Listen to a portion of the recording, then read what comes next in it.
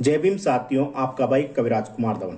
साथियों, एक स्पेशल मुद्दे पे मैं आज आप लोगों से जुड़ने का प्रयास कर रहा हूं। आपका भाई कविराज कुमार धवन और राष्ट्रीय अम्बेडकर स्वयं सेवक शाखा।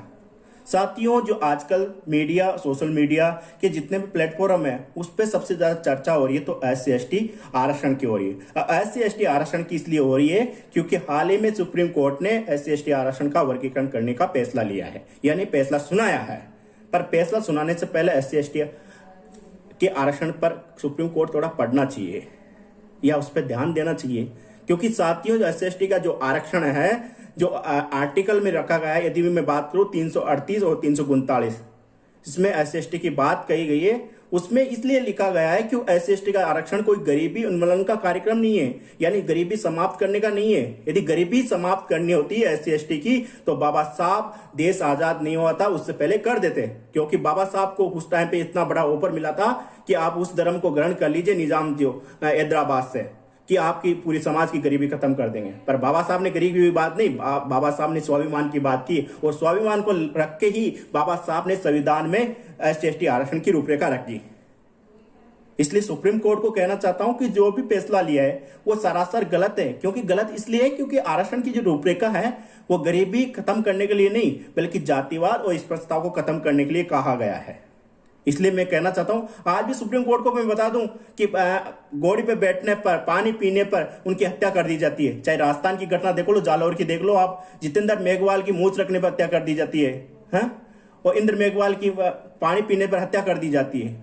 ये आज भी जातिवाद परचम पे है, चरम पे है, आज भी खत्म नहीं हो रहा। इसलिए सुप्रीम कोर्ट को कहना चाहता हूं कि जो भी आपने फैसला लिया वो बिल्कुल गलत है, उसको वापिस लेना चाहिए आपको।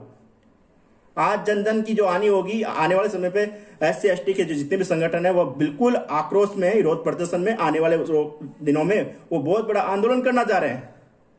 जो भी जनहानि की हानि होगी वो सुप्रीम कोर्ट की होगी। आप सुप्रीम कोर्ट के पीछे किसका हाथ है यह भी हम जानते हैं। साथियों, आप वर्गीकरण का नाम लेके इसको आरक्षण को खत्म करना चाहते हो, ऐसा ही खत्म कर दो ना, आरक्षण को खत्म करना चाहिए रहेगा।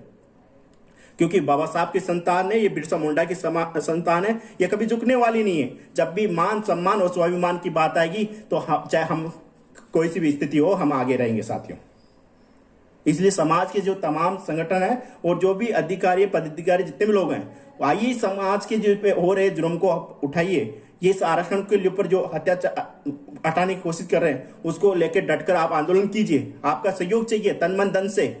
पर कभी अभी भी साथियों, अभी भी जितने भी सामाजिक संगठन, जितनी पार्टियां, वो बिल्कुल चुप है। क्यों चुप है? जब दलितों के वोट लेने के लिए आप सबसे पहले आगे हो जाते हैं। यहां मैं कहना चाहूंगा कि कांग्रेस ने संविधान बचाने की बात कर करके पूरे समाज के वोट बटोर लिए, पर जब SC/ST पे मामला है तो बिल्कुल चुप क्यों बैठे हो? क्योंकि इनकी नीतियां पुरानी है। ये जैसे वो ऐसे लोग हैं, जातिवादी लोग हैं ये लोग, इनकी विचारधारा मनुवादी है। इसलिए साथियों, आपसे अनुरोध है, खासकर SC/ST लोगों से अनुरोध है, आपकी लड़ाई आपको लड़नी पड़ेगी। कोई और लड़ने वाला नहीं है और कोई आपका साथ नहीं देने वाला। आपका झंडा आपको उठाना पड़ेगा, आपकी लड़ाई आपको लड़नी पड़ेगी। जितने भी तमाम साथी हैं वो आइए, आक्रोशित होकर समाज के जो भी मामला है उसको उठाने की कोशिश की है। क्योंकि SC/ST का आरक्षण खत्म हो गया तो आने वाले आपकी पीढ़ियां बिल्कुल भी समाप्त हो जाएगी। आपके पास क्या है? आपके पास क्या है? आज भी आपके पास जो भूमि है, जिन पे आप कृषि करते हो, उसकी 2 या 3% आपके पास जमीन है। कितनी इनकम है आपके पास? कुछ भी नहीं है आपके पास। जो भी है आपके पास ये आरक्षण है, जो जीने का अधिकार है, और ये समाप्त हो जाएगा, आपके पास कुछ नहीं रहने वाला। इसलिए साथियों, आज भी जो 21 अगस्त की डेट घूम रही है, लगभग वही अपनी डेट होने वाली है। फिर भी आगे पीछे कुछ भी हो सकता है। इसी को लेके हम काम कर रहे हैं। आने पर समय पर हम इस आरक्षण को लेके काम करेंगे। और जो सुप्रीम कोर्ट का जवाब हम ईंट से नहीं, पत्थर से देंगे।